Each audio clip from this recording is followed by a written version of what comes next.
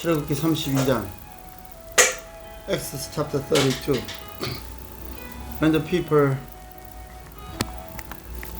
saw that Moses was so long coming down from the mountain, they gathered around Aaron and said, "Come, make us gods who will go before us. As for this fellow Moses, who brought us up out of Egypt, we don't know what has happened to him."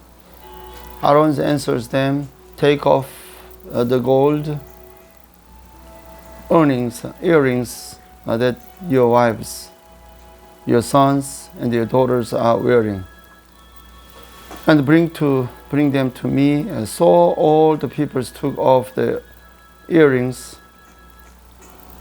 and brought them to Aaron.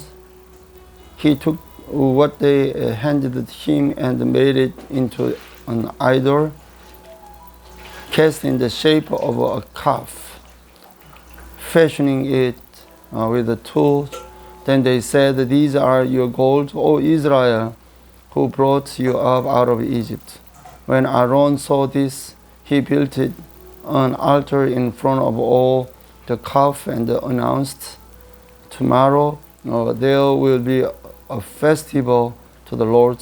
So the next day, people rose early and sacrificed the burnt offerings and present the fellowship's offerings. Afterward, they sat down to eat and drink and get off to indulge in liberty. Then the Lord said to Moses, "Go down, because your peoples whom you brought up out of Egypt have become corrupt. They have been quick to turn away from what I commanded them, and I made it themselves an idol cast in the shape of a calf. They have bowed down to it and sacrificed to it, and have said, 'These are your gods of Israel who brought you out of Egypt.' I have seen these people," the Lord said to Moses, "and they are stiff-necked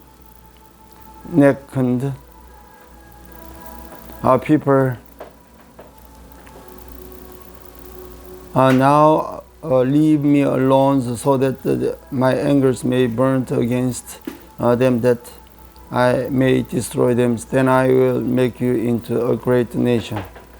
But Moses sought the favor of the Lord his God. "O Lord," he said, "why should your anger burn against your people, whom you brought out of Egypt with great powers and mighty hands? Why should the Egyptians say, 'It was with the evil intent that brought them out, to kill them in the mountains, to wipe them off the face of the earth'? Turn from your fierce anger, relent, and do not bring the disaster on your peoples. Remember your servant Abraham, Isaac, and Israel, to whom you swore by your own self. I will make your descendants as numerous as the stars in the sky, and I will give your descendants all this land. I promised them, and it will be their inheritance forever." Then the Lord relented and did not bring on his people the disaster he had threatened. Moses turned and went down the mountains with the 2 tablets of testimony in his hand. They were inscribed on both sides, front and back.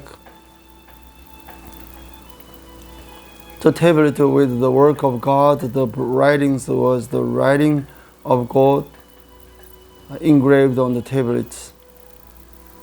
When Joshua heard the noise of the people shouting, he said to Moses, "There is a sound of words in the camp." Moses replied, "It is not the sound of victory, it is the sound of defeat. It is not the sound of defeat, it is the sound of singing that I hear." When Moses approached the camp and saw the calf and the dancing, his anger burned, and he threw the tablets out of his hand, breaking them to pieces on the foot of the mountain. And he took the calf they have made and burned. It is the fire when it ground in the power dirt scattered on the waters and made the Israelites drink it. He said to Aaron, so what did these people to do you? And you led them into such great sin. Do not be angry, my Lord. Aaron answered, you know how prone these people are to evil. They said to me, make us gods, and who will go before us? As for the fellow Moses who brought us out of Egypt, we don't know what was happened to him. So I told them, whoever has any gold jewelry, take it off. Then they gave me the gold, and I threw in it the fire, and out of camp this calf. Moses saw the people's words running wild, and the Aarons had let them get out of the control, and so becomes laughing stocks to the enemies. So he stones at the entrance to the camp and said, whoever is for the Lord, come to me, and all the Levites rallies to him.